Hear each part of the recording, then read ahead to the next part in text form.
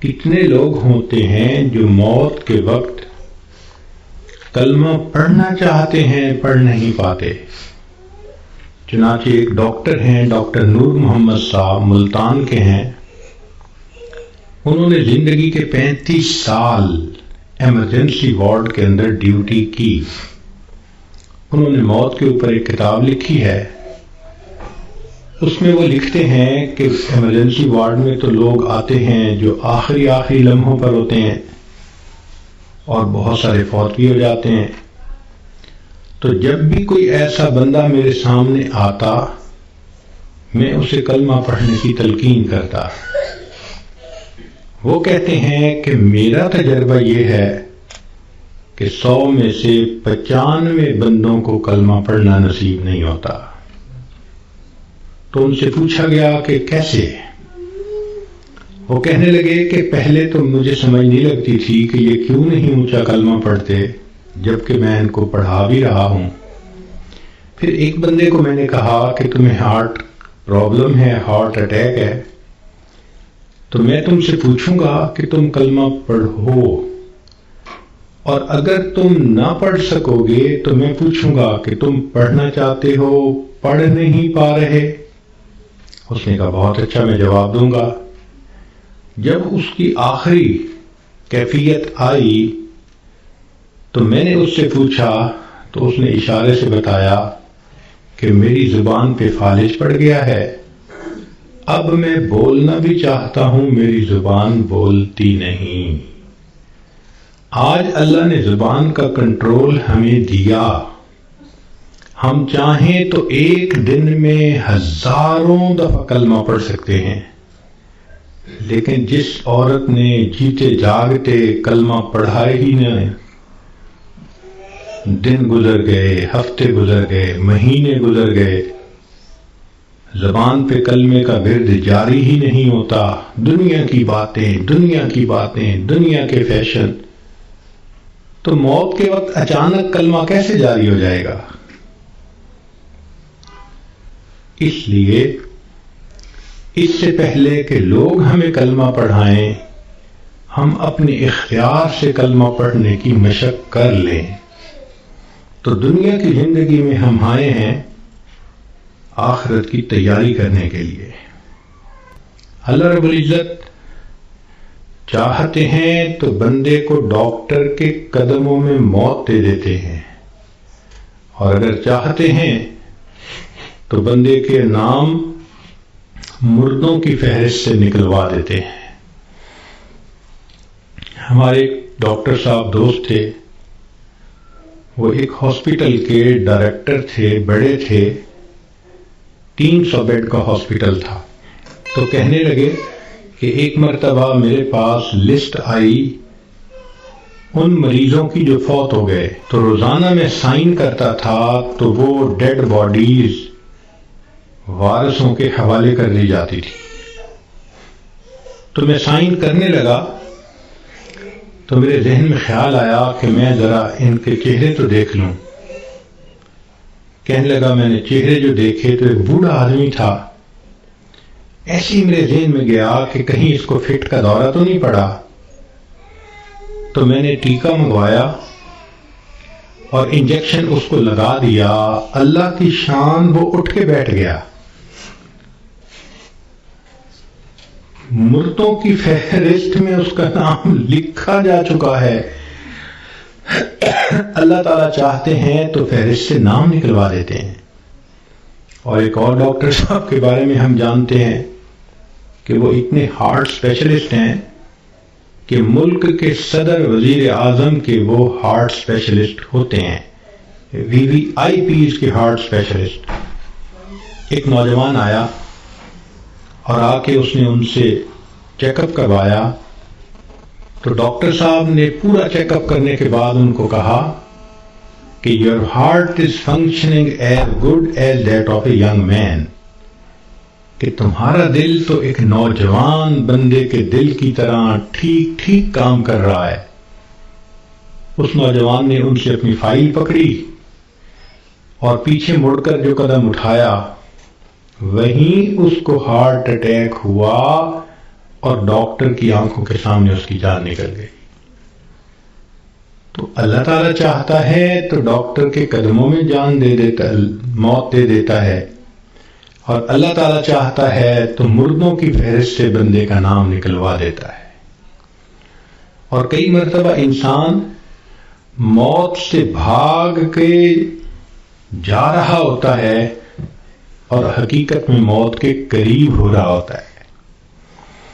چنانچہ سلیمان علیہ السلام کا دربار ہے. ایک شخص داخل ہوا اور اس نے وہاں بیٹھے ہوئے کسی آدمی کو بڑے غور سے دیکھا. تو جس بندے کو غور سے دیکھا اس پہ بہت خوف طاری ہوا. وہ اٹھ کے سلیمان علیہ السلام کے پاس آیا.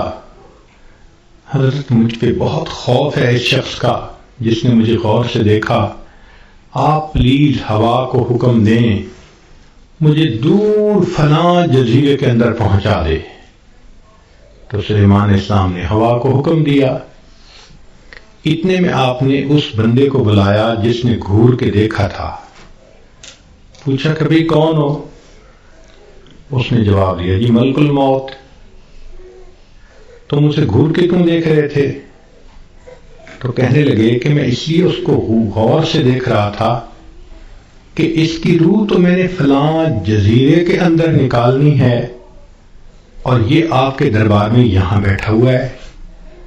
تو سلیمان علیہ السلام نے بتلایا کہ اس نے مجھ سے خود ریکویسٹ کی کہ مجھے فلاں جزیرے میں پہنچا دیں. ملک الموت نے کہا السلام علیکم، میں بھی اسی جزیرے میں جا رہا ہوں اس کی روح کو قبض کرنے کے لیے.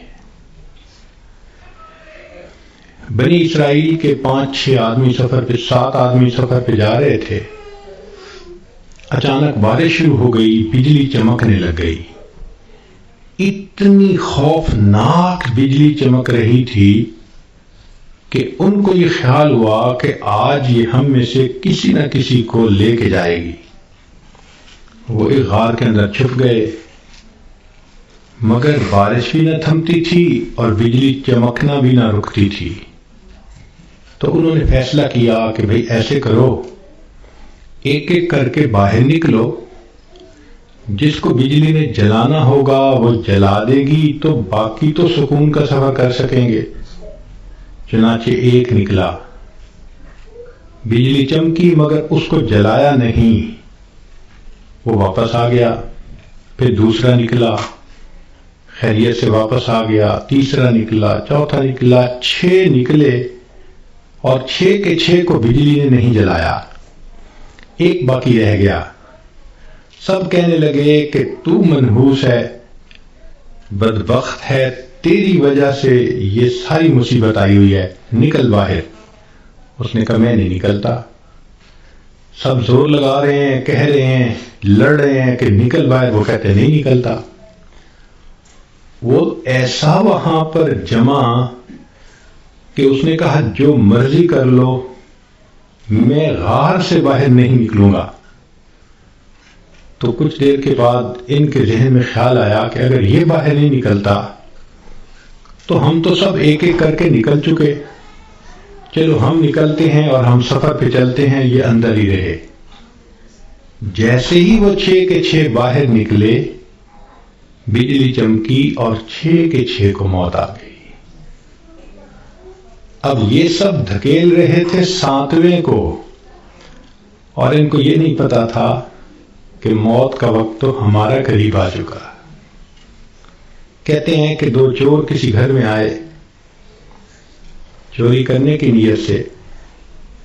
تو ایک بڑھیا اور بوڑھا کمرے میں سوئے ہوئے تھے. انہوں نے ان دونوں کو رسیوں سے باندھ دیا چارپائیوں کے ساتھ، اور دونوں کی چارپائیاں اٹھا کر صحن میں رکھ دی، منہ پہ ٹیپ لگا دی تاکہ ہم کمرے میں تسلی کے ساتھ سامان کو کھولیں گے اور قیمتی سامان کو لے جائیں گے. جیسے میاں بیوی کی چارپائیاں انہوں نے صحن میں رکھی، یہ کمرے کے اندر گئے کہ ہم چوری کرتے ہیں. اچانک کمرے کی چھت گری اور یہ دونوں چور دب کر مر گئے. محلے والے آ گئے، شور ہوا تھا۔ اب وہ حیران کہ میاں بیوی تو رسیوں سے بندھے ہوئے ہیں۔ ان سے پوچھا بھائی تمہیں باہر کس نے نکالا؟ کہا ہمیں تو پتہ نہیں، ہم تو اندر سوئے ہوئے تھے۔ ان کو کھولا گیا، جب ملبہ ہٹایا گیا تو اس کے اندر 2 چوروں کی لاشیں دبی ہوئی تھیں۔ پتہ چلا کہ چور ان کو نکال رہے تھے کہ ہم چوری کریں گے، اور ان کو یہ نہیں پتا تھا کہ ہم اپنی موت کا خود انتظام اپنے ہاتھوں سے کر رہے ہیں۔ تو انسان کئی مرتبہ موت سے دور بھاگتا ہے، اور حقیقت میں وہ موت کے قریب سے قریب تر ہو رہا ہوتا ہے۔ اس لیے ہمیں چاہیے کہ ہم موت کی تیاری کریں۔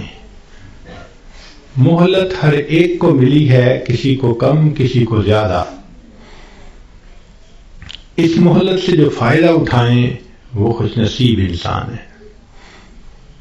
اس دنیا میں آپ کو اللہ کا منکر تو مل جائے گا، رسالت کا منکر بھی مل جائے گا، دین کا منکر بھی مل جائے گا۔ اس دنیا میں آپ کو موت کا منکر کوئی نہیں مل سکتا۔ دہریے سے دہریہ بھی ہوگا تو یہ مانے گا کہ ایک دن مجھے موت آنی ہے۔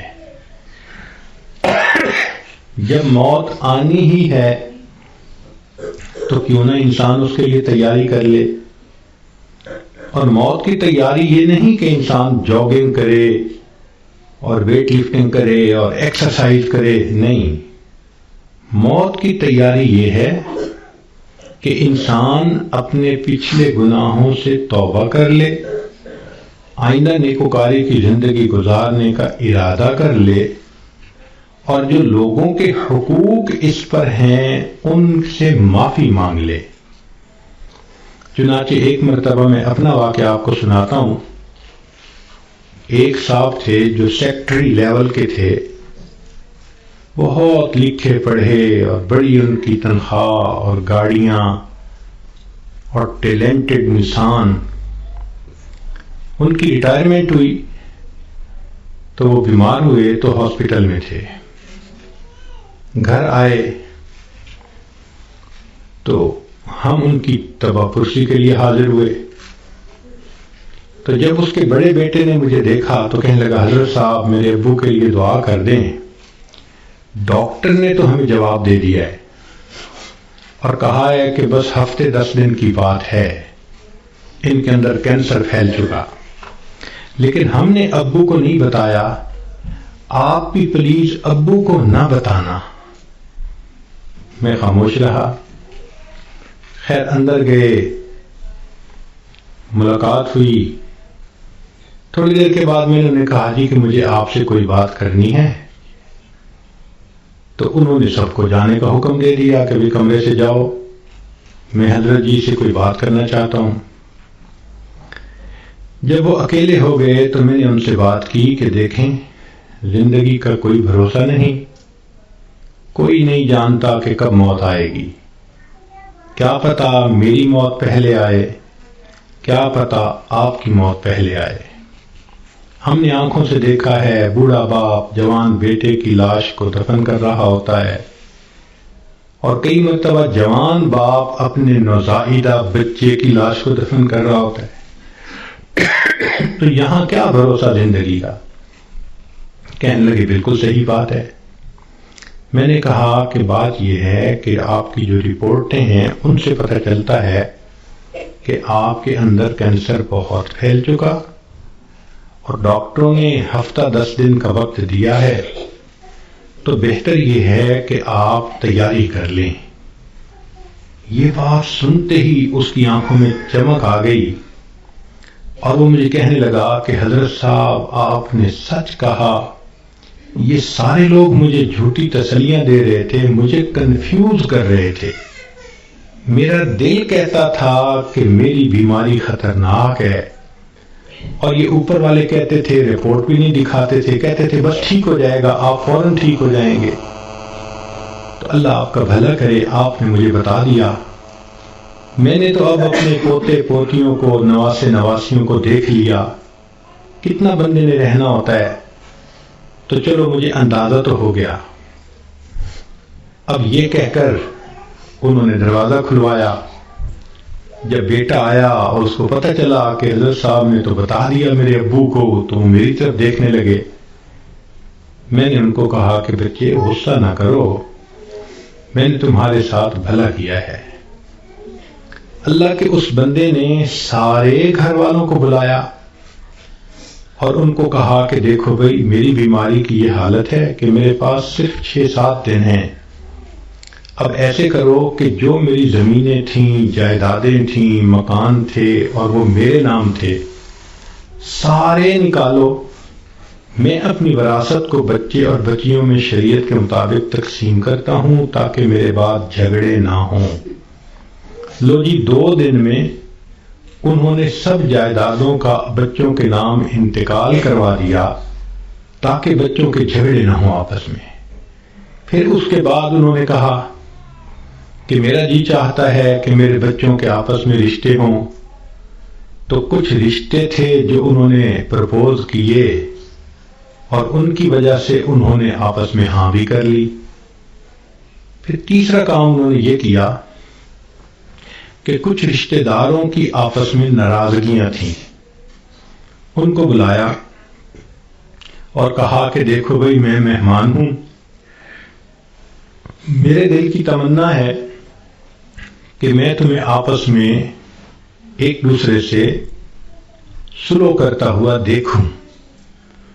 چنانچہ 15 20 سال سے جو ایک دوسرے سے رشتہ دار نہیں بولتے تھے، گھر آنا جانا نہیں تھا، انہوں نے ان سب میں سلو کروا دی. پوری برادری اتنی خوش تھی ان تمام باتوں پہ کہ جی اس بندے نے اتنا اچھا کام کر دیا، یہ ہماری برادری کا بڑا تھا، سب میں جوڑ پیدا کر دیا. پھر اللہ کی شان، 1 ہفتے کے بعد اس کو موت آ گئی. اب اس کا بیٹا جب کبھی ملتا ہے کہتا ہے حضرت جو احسان آپ نے ہم پہ کیا ہم اس کا بدلہ نہیں چکا سکتے. تو کیا ضرورت ہے بیمار آدمی سے چھپانے کی جبکہ اس کی بیماری اتنی خطرناک سٹیج تک پہنچ چکی ہو. ہم مسلمان ہیں، یقین ہے کہ ہم نے جانا ہے. تو اس بندے کو غفلت میں موت آئی اور وہ کلمہ بھی نہ پڑھ سکا تو پھر اس کو دکھ ہوگا نا، بتانے سے تو دکھ نہیں ہوتا. تو اس لیے شریعت نے کہا کہ جب کسی کو موت آنے لگے تو اس کو کلمے کی تلقین کیا کرو.